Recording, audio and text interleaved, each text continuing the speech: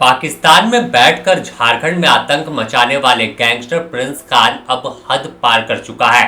विधायक के बाद सांसद को भी धमकी भरे फोन कॉल पहुंच गए, जिसके बाद पूरी एजेंसी के कान खड़े हो गए और जांच में जुट गए। साथ ही पूरे मामले में अब कड़े एक्शन की तैयारी में है। जैसे ही विधायक और सांसद को फोन कॉल आया, धनबाद पुलिस भी एक्शन में आई और जेसीबी लेकर प्रिंस खान के घर पर पहुंच गए और फिर आधे घर को ध्वस्त कर दिया और सख्त चेतावनी दे डाली कि अब अगर गैंगस्टर या कोई विदेश में बैठकर आतंक मचाने की कोशिश करेगा तो फिर अंजाम बुरा होगा।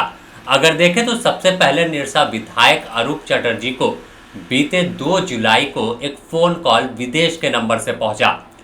फोन उठाते ही शख्स बताता है कि वह प्रिंस खान बोल रहा है और अगर पैसा नहीं दिए बिना मैनेज के कोई भी काम होता है तो अंजाम बुरा होगा। इसके बाद विधायक ने फोन रख दिया तो वापस से कुछ देर बाद व्हाट्सएप पर वॉइस मैसेज पहुंचता है, कुछ चैट आती है और कहा जाता है कि 24 घंटे में अंजाम और रिजल्ट दिखा देंगे, इग्नोर करना महंगा पड़ जाएगा।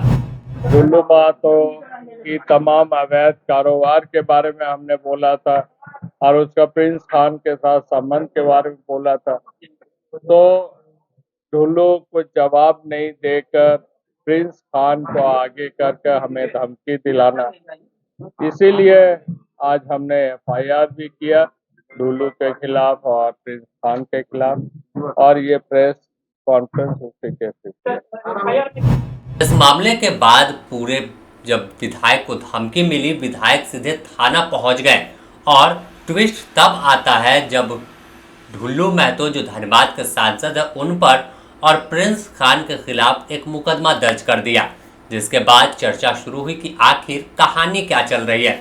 लेकिन इसके बाद सीधे तौर पर सांसद का बयान सामने आया और सांसद ने खुद व्हाट्सएप पर चैट दिखाते हुए बताया कि उन्हें खुद फोन कर धमकी दी गई है। प्रिंस खान हो या कोई और, आखिर धनबाद में आपराधिक वारदात को लगातार अंजाम दे रहा है और पुलिस मौन है। तो इसी का मुझे सुन लीजिए, हमें प्रिंस खान से धमकी मिला है 1 तारीख को, जो मैंने सूचना एसएसपी को, गृह मंत्री को और सारे थानाओं को दे चुके हैं और हम इस दिशा में नहीं जाना चाहेंगे। हम चाहेंगे जिला प्रशासन और राज्य सरकार को, चाहे क्रिमिनल प्रिंस खान हो चाहे कोई खान हो, उस पर हर हाल में कार्रवाई करे, क्योंकि धनबाद त्रस्त है। धनबाद मतलब डर के साये में जी रहा है। एक नहीं, सैकड़ों हजारों लोगों को फोन पर धमकी देना, पैसा तसीलना, ये करना, और जिला प्रशासन मौन क्यों है, राज्य सरकार मौन क्यों है, सत्ता पक्ष के लोग मौन क्यों है? ये तो जांच होनी चाहिए, कार्रवाई होनी चाहिए। अब सांसद और विधायक को धमकी मिले और जिला प्रशासन और राज्य सरकार मौन रहे, तो इससे बड़ा दुर्भाग्य का बात हो ही नहीं सकता है। इसलिए हम चाहेंगे कि जल्द से जल्द कार्रवाई हो, जो भी धमकी जिसको दे रहा है उसको कार्रवाई होनी चाहिए।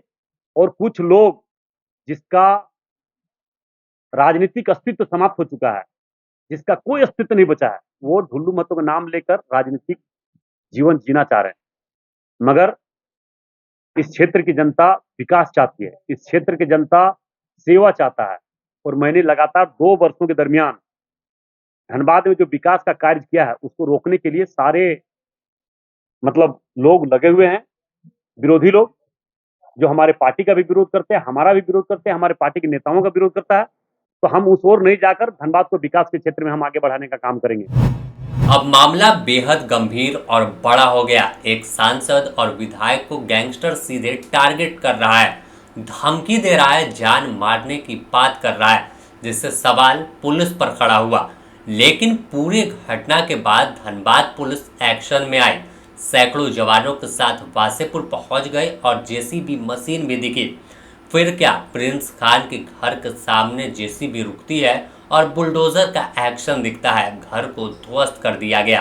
इस कार्रवाई के समय खुद धनबाद के सिटी एसपी और डीएसपी के साथ कई थाना की पुलिस मौजूद रही।